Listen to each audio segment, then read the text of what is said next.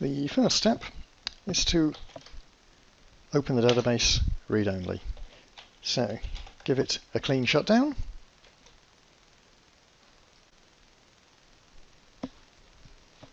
And start up open read-only. Every 12C database has a package, DBMS PDB. And the function we want is the describe function, which has one required argument, and that's the name of a file.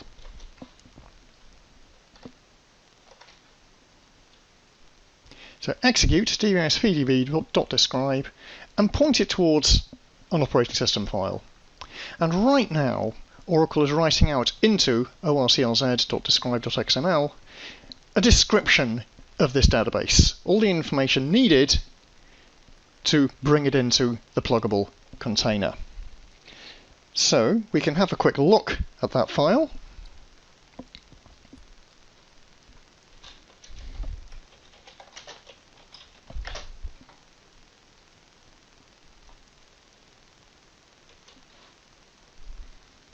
And you can make some sort of sense of it. So we see the name of the database that I'm going to plug in, critical information such as the version of the database, the SCN at which we opened read-only, and then the physical structures. There is a table space called system. It consists of one data file. There it is.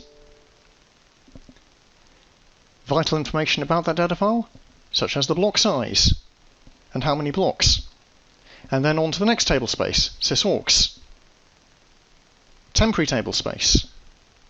My users table space. And my example table space. Note the table space that's missing is undo. The undo table space is going to be discarded as part of the plugging in process. And also there's nothing about the reader log or the control file, because that will all be discarded as well. Then we see here what's actually installed.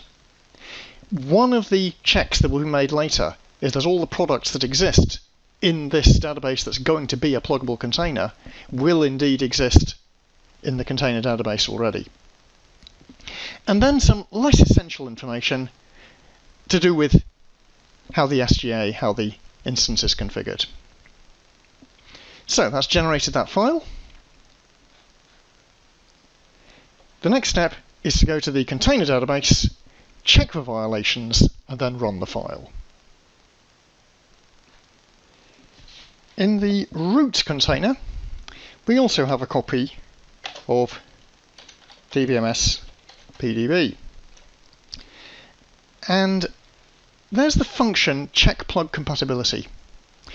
We point this function towards the describe file that was just generated, and Oracle will then validate that describe file does describe a database that can run correctly in this container database. One rather annoying point, it returns Boolean. So to get the result back to SQL+, I'm going to have to run a small PL/SQL block, which I've got prepared here. So I'll enable server output, and then declare ret as a Boolean, begin.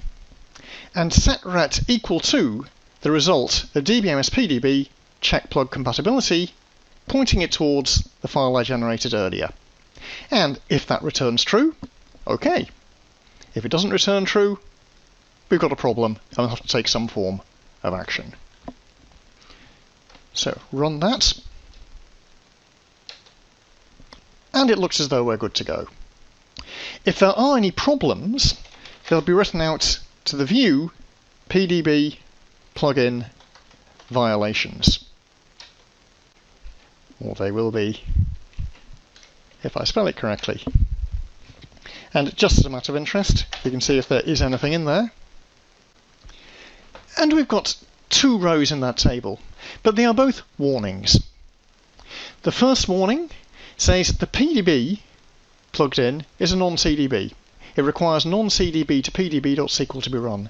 That's expected at this point. It isn't a CDB, that's the routine, sorry, it isn't a pluggable container, I should say, that's the script that will convert the data dictionary to make it work correctly as a pluggable container. Then there's another warning. It's taking a look at the parameters that were written out and is telling me that there will be a change in the value of the open cursors parameter. My open cursors in my CDB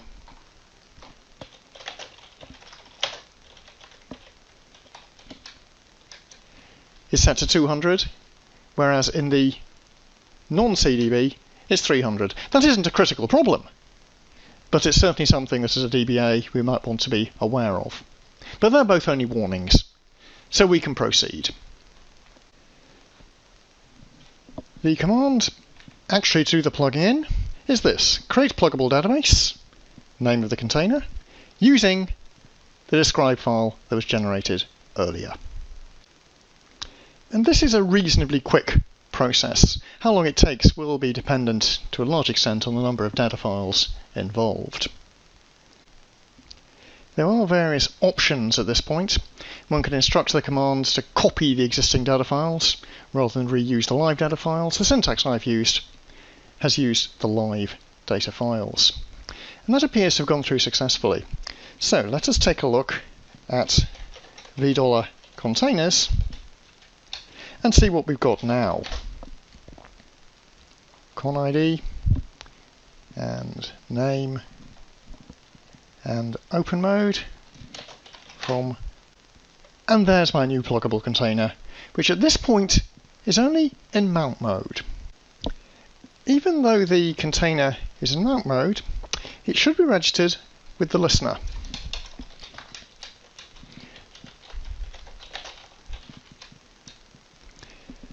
So there is a service called CDBA being offered by the instance CDBA, and there's also a service called ORCLZ being offered by the instance CDBA.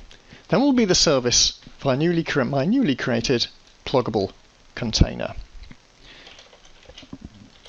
So I'll connect to it with sysdba credentials.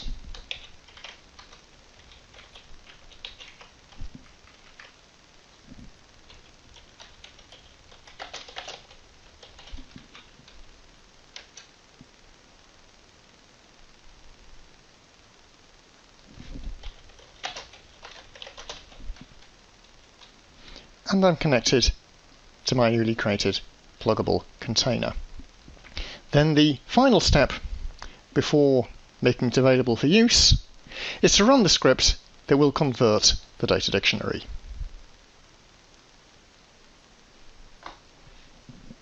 So at Oracle Home, rdbms admin, non-CDB to PDB.SQL.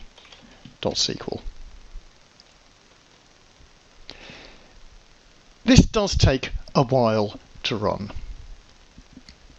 but once it's done, the job's finished. We can open the database for use and the downtime is over.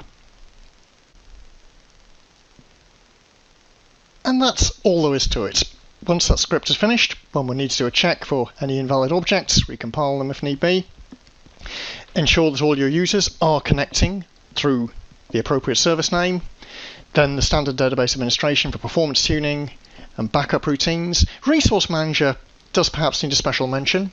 If you're using multi-tenant for consolidating, that will need to be configured to ensure that activity in one pluggable container doesn't impact on another. But all of this work can be done after the pluggable container has been opened for use and users are working, one would hope without being aware that there's been any change in the environment. Having covered how to convert to a multi-tenant environment, the next steps are to decide what you actually want to do. Why are you going to multi-tenant? We know you've got no choice because the non-CDB architecture is already deprecated and may be unavailable in the next release. You need to decide whether you're going to use multi-tenant full usage for consolidating many databases into one with the licensing implications, or whether you're going to go for the license-free option of multi-tenant single occupancy, which does have some significant advantages that we'll talk about in another lesson. And never forget that you must upgrade all your databases to release 12 before you can begin this. But once that's done, it isn't going to be too much of a huge operation.